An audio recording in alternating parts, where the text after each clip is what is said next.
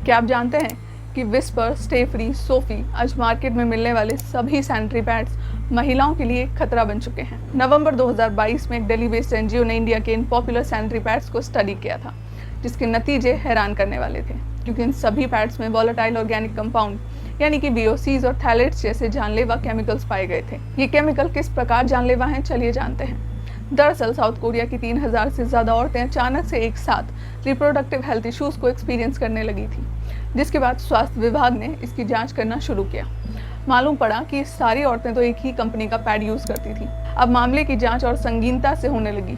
तब पता लगा कि बीमारियां तो वही VOC और थैलेट्स जैसे टॉक्सिक केमिकल्स की वजह से फैल रही थी, जो आज हर इंडियन सैनिटरी पैड में इस्तेमाल किए जा रहे हैं। साल 1999 में एक एक्सपेरिमेंट हुआ था, जिसमें कुछ फीमेल सब्जेक्ट्स को इक्वल क्वांटिटी में एस्ट्रोजन, जो कि एक हार्मोन होता है, उसके डोज को एडमिनिस्टर किया गया था। आधी औरतों को एस्ट्रोजन ओरली यानी कि मुंह से निकलने को बोला गया था और आधी औरतों को वजाइना के थ्रू एडमिनिस्टर किया गया था। आप यकीन नहीं करोगे, लेकिन जिन सब्जेक्ट्स को वजाइनल डोज दिया गया था ना, उनके ब्लड में एस्ट्रोजन लेवल 10 टाइम्स ज़्यादा था एज कम्पेयर टू वो औरतें जिन्होंने इसे ओरली पिया था। कहने का मतलब है कि जो वजाइना की स्किन होती है बहुत ही ज़्यादा सेंसिटिव होती है और बाकी की बॉडी की स्किन के कंपैरिजन में ये बहुत ज़्यादा परमिएबल एंड एब्जॉर्बेंट होती है।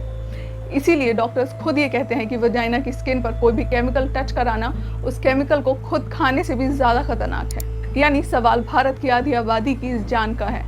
मगर फिर भी इस मुद्दे पर देश में आखिर इतनी केयरलेसनेस क्यों है? क्यों सरकार इन प्रोडक्ट्स के खिलाफ कोई गाइडलाइंस नहीं निकाल रही है? तो इस वीडियो के अंत तक जुड़े रहें ये जानने के लिए कि आखिर VOCs और थैलेट्स कैसे औरतों को कैंसर की तरफ ले जा रही है। आसान शब्दों में समझा जाए तो भारत में सैनिटरी पैड्स के केमिकल कंटेंट के लिए कोई क्लियर रेगुलेशंस हैं ही नहीं। जबकि हैरानी की बात तो ये है कि आपको सैनिटरी पैड्स के पैकेट्स पर इंग्रेडिएंट्स का कॉलम भी नजर नहीं आता है, क्योंकि सैनिटरी पैड्स को मेडिकल प्रोडक्ट की कैटेगरी में रखा गया है और मेडिकल प्रोडक्ट्स पर इंग्रेडिएंट लिस्टिंग से छूट है। और यही तो इन कंपनियों का सबसे बड़ा स्कैम है। इस स्कैम को बढ़ावा दे रही है पीरियड्स के प्रति हमारी मानसिकता। शायद आपको इस बात पर यकीन ना हो, लेकिन क्या आप जानते हैं कि पुराने ज़माने में महिलाएं पैड्स की जगह मिट्टी, राख, पत्तों का इस्तेमाल किया करती थी, जिसके कुछ समय बाद महिलाओं ने कपड़ों का इस्तेमाल करना शुरू कर दिया। जिसके बाद कुछ सैनिटरी बेल्ट्स भी मार्केट में आए थे, मगर इनकी बनावट देखकर ही आप समझ सकते हैं कि ये कितने अनकंफर्टेबल होंगे। जिसके बाद ये कंफर्ट के इश्यूज को फिक्स करने के लिए इन्वेंशन हुआ सैनिटरी पैड का, जो इंटरेस्टिंगली वर्ल्ड वॉर 2 के दौरान कुछ नर्सेस ने किया था, वो भी आदमियों के लिए।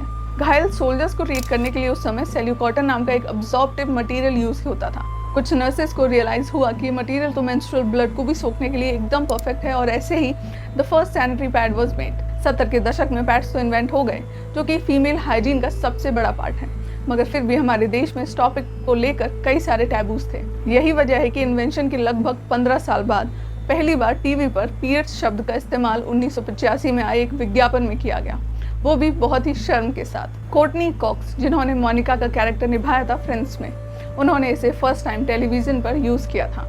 इनफैक्ट आज भी अगर आपने नोटिस किया हो तो बहुत समय तक सैनिटरी पैड्स के विज्ञापन में ब्लड को रिप्रेजेंट करने के लिए ब्लू जेल जैसे लिक्विड को दिखाया जाता था।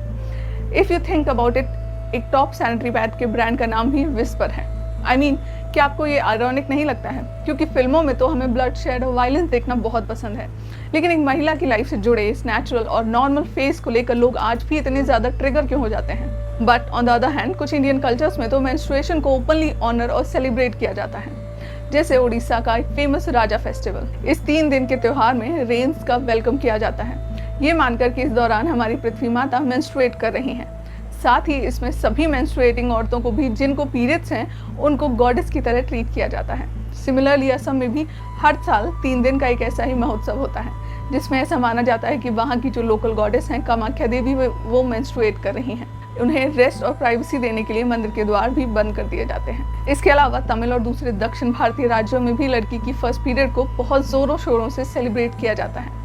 इसे हाफ साड़ी फेस्टिवल भी कहा जाता है, जहाँ पर लड़कियों को आधी साड़ी पहनाकर उनकी पूजा की जाती है और उन्हें बहुत सारे गिफ्ट भी दिए जाते हैं। इनफैक्ट हिंदू धर्म में तो कॉस्मिक योनि यानी कि वजाइना को यूनिवर्स की शुरुआत का सिंबल माना जाता है, एंड इसीलिए हमारे धर्म में योनि पूजा भी बहुत प्रिवलेंट है।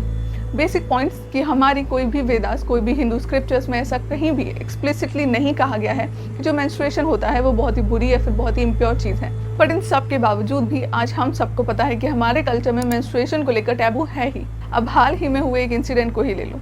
इसमें बिहार के एक स्टूडेंट ने एक IAS ऑफिसर से बस एक सिंपल सा सवाल पूछा था। उसका कहना था कि सब कुछ तो सरकार देती है, जैसे कि पोशाक, छात्रवृत्ति, तो क्या 20 रुपए का विस्पर नहीं दे सकती है। अब इस सवाल पर उस IAS ऑफिसर ने ये जवाब दिया कि 20 और 30 रुपए का विस्पर भी दे सकते हैं, कल को जीन पैंट भी दे सकते हैं, परसों कोई सुंदर सुंदर जूते भी क्यों नहीं दे सकते हैं। और अंत में जब परिवार नियोजन की बात आएगी तो निरोध भी मुफ्त में ही देना पड़ेगा ना। सैनिटरी पैड जैसी बेसिक नेसेसिटी को लेकर हमारे देश के एजुकेटेड इंडिविजुअल्स का ये ओपिनियन है, उसे सीधा जीन से कंपेयर किया जा रहा है।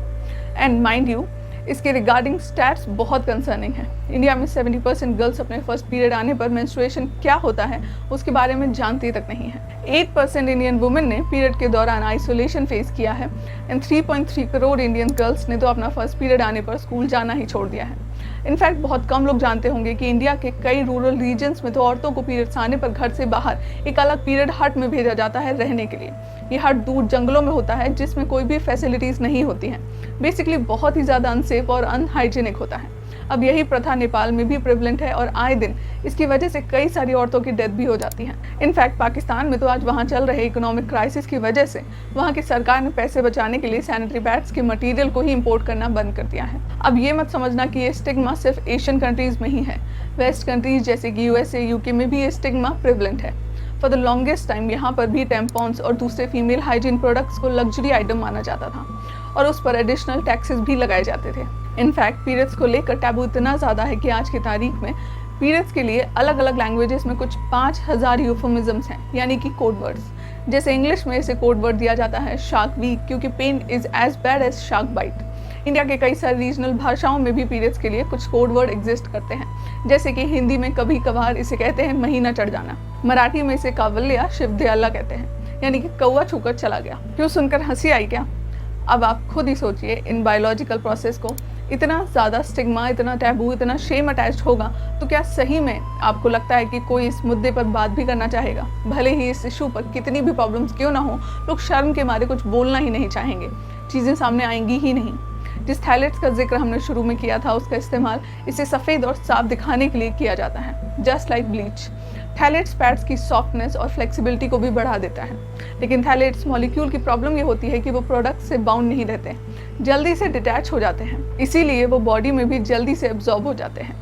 अब लंबे समय तक इसका एक्सपोजर होने पर ये रिप्रोडक्टिव, न्यूरोलॉजिकल और इवन कार्डियोवास्कुलर प्रॉब्लम्स कॉज कर सकती हैं एंड इनफैक्ट ये ब्रेस्ट कैंसर जैसे डिसीजेस से भी लिंक्ड होते हैं। नेक्स्ट है VOCs, यानी कि वॉलेटाइल ऑर्गेनिक कंपाउंड्स, जो कि पैड्स को बेसिकली एक अच्छी फ्रेग्रेंस देते हैं, इसीलिए इवेपोरेट होकर वजाइनल स्किन में बहुत अच्छे से एब्जॉर्ब हो जाते हैं। लेकिन इसके लॉन्ग टाइम एक्सपोजर से पैरालिसिस और मेमोरी लॉस जैसे न्यूरोलॉजिकल इफेक्ट तक हो सकते हैं एंड वर्स्ट केसेस सिनेरियो तो अगेन वही है, कैंसर दे सकते हैं। अब ये सब के अलावा पैड्स में पेस्टिसाइड्स और प्लास्टिक्स भी पाए जाते हैं।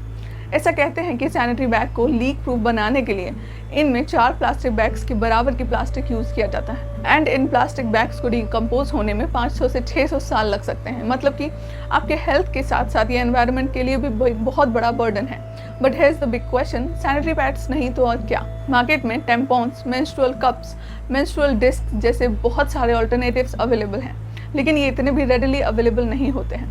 बट फिर भी इंडिया में आज बहुत सारे locally made eco friendly pads available हैं, जैसे कि ये बनाना लीफ फाइबर पैड्स, ये बायोडिग्रेडेबल हैं, रियूजेबल हैं, कॉस्ट इफेक्टिव हैं एंड 100% सेफ भी हैं। एंड अगर कॉस्ट की बात करें तो इसका एक पैक जो कि मिनिमम 1 साल तक तो चल ही जाएगा, उसका प्राइस है 370 रुपीज़। एंड लड़कियाँ तो जानती ही होंगी कि वो साल में पैड्स पर कितना खर्च कर लेती हैं, आराम से मिनिमम 2 to 3,000। एंड इसके अलावा भी इंडिया में कई सारे स्मॉल बिजनेसेस हैं, जैसे कि आनंदी पैड्स, माई पैड्स, आज़ादी पैड्स एटसेट्रा एटसेट्रा, जो कि ऐसे ही बैम्बू, वाटर हाइसिंथ एंड कपड़े वगैरह के बने होते हैं।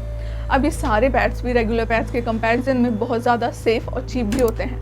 बट आई अंडरस्टैंड कि ये ऑप्शंस उतने ज़्यादा लीक प्रूफ या फिर कन्वीनियंट नहीं होंगे जैसे ये रेगुलर पैड्स होते हैं। एंड इसीलिए ही बहुत ज़्यादा ज़रूरी है कि गवर्नमेंट जितना जल्दी हो सके इन सारे इश्यूज़ पर कोई रेगुलेशंस लेके आ सके, क्योंकि इंटरेस्टिंगली अगर कैलकुलेट करें तो एक एवरेज औरत अपने लाइफ के 10 साल पीरियड्स में ही बिताती हैं। फिर मुलाकात होगी एक नई वीडियो में, तब तक के लिए नमस्कार।